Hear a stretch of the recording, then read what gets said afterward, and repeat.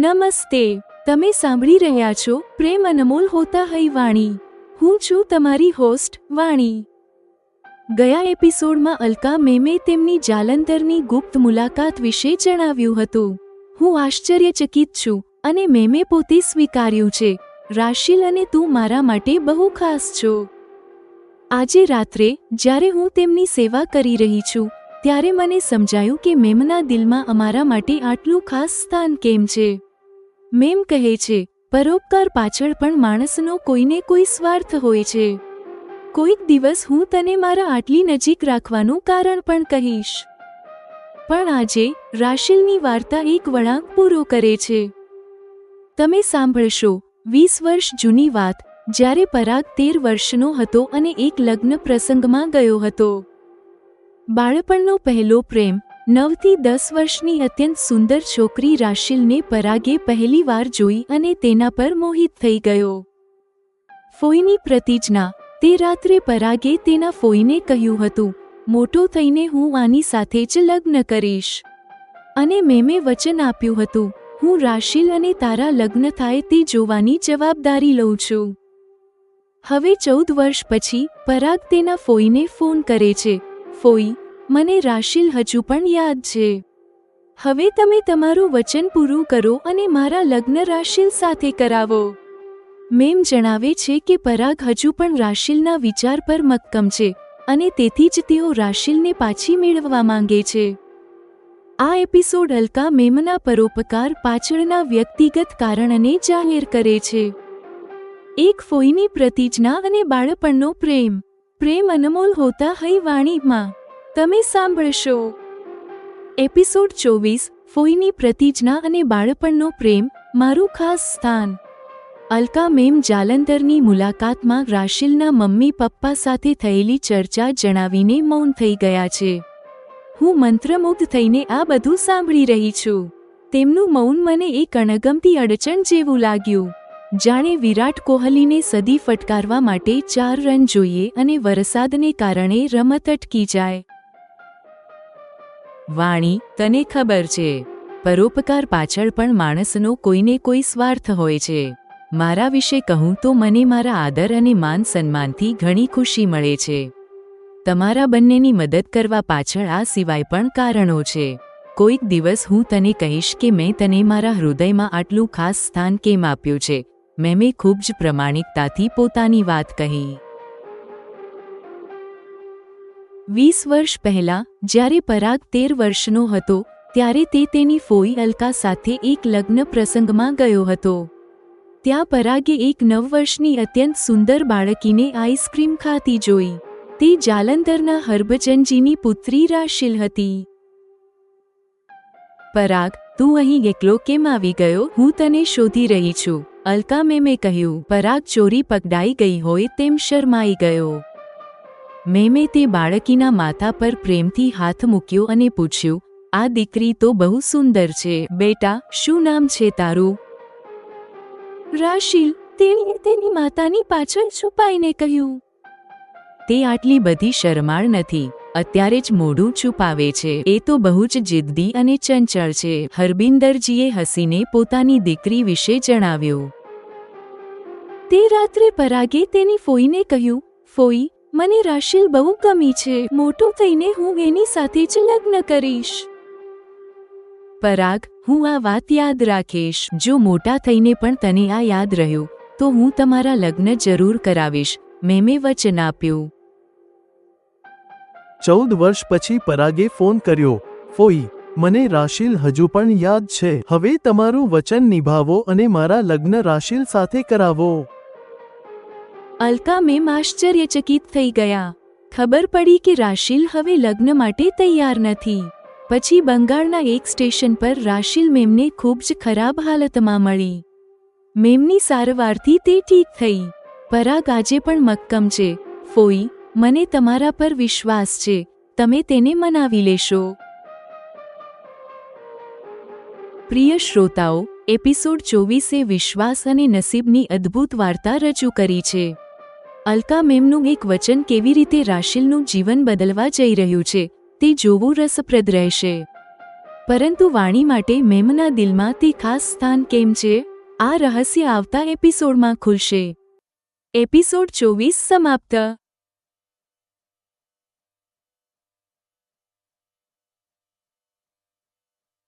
Episode 25.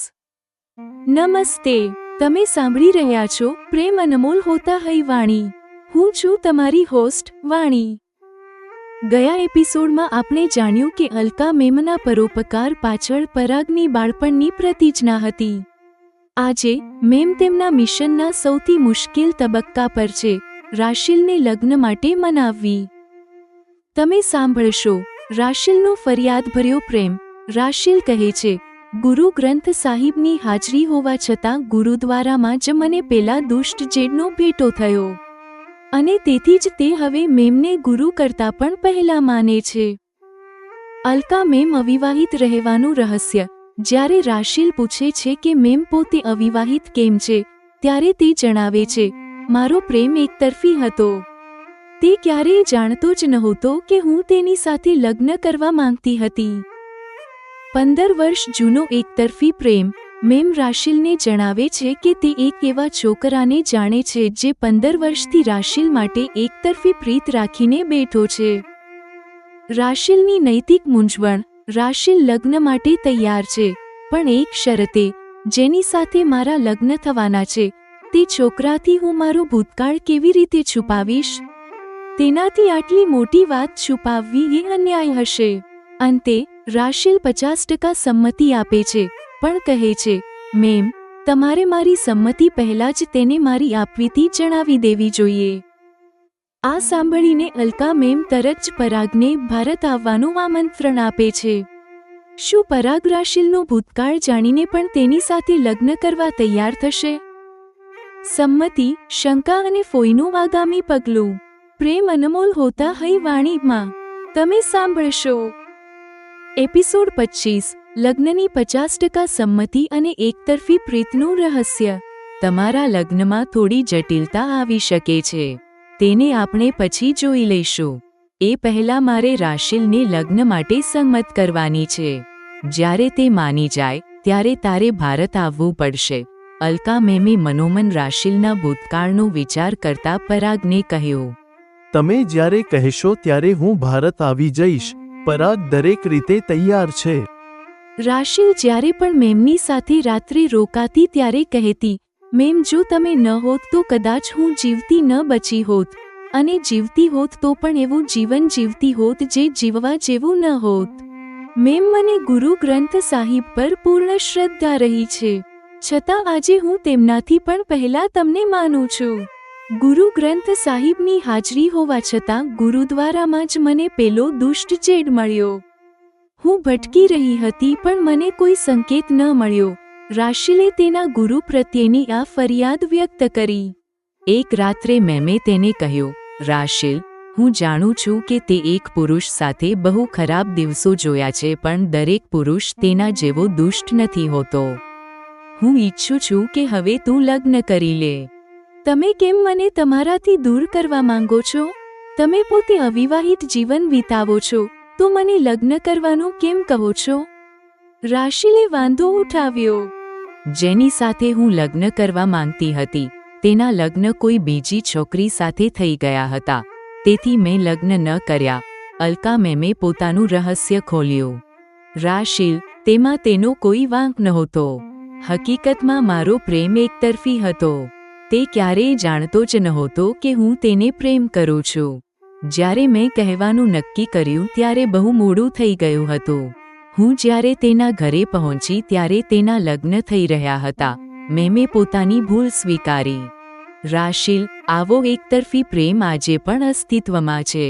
હું એક એવા છોકરાને જાણું છું જે છેલ્લા 15 વર્ષથી તારા માટે એકતરફી પ્રેમ હૃદયમાં ભરીને બેઠો છે. મેમે અસલી વાત કરી. 15 વર્ષ પહેલા તો હું નાની બાળકી હતી. તમે પણ મને ત્યારે ક્યાં જાણતા હતા? કોઈ આટલી નાની બાળકીને આટલો પ્રેમ કરી શકે?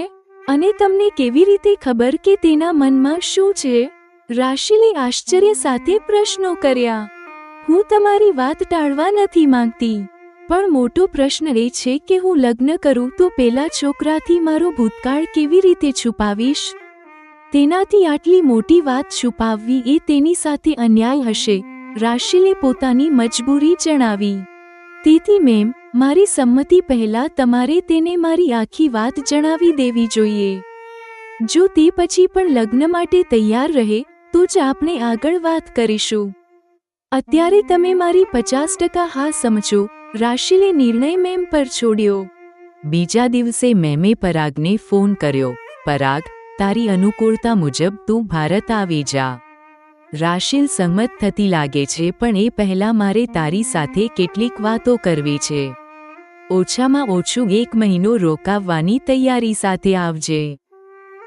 જેમિનાઈનું વિશ્લેષણ અને પ્રસ્તુતિ નિર્દેશો. પ્રિય શ્રોતાઓ, એપિસોડ 25માં અલકા મેમે રાશિલના મનની મૂંઝવણને દૂર કરવાનો પ્રયાસ કર્યો છે. રાશિલનો સત્ય કહેવાનો આગ્રહ તેના નવા આત્મસન્માનને દર્શાવે છે. શું પરાગ બધું જાણીને પણ પોતાના પ્રેમ પર અડગ રહેશે? જાણવા માટે સાંભળતા રહો. એપિસોડ 25 સમાપ્ત.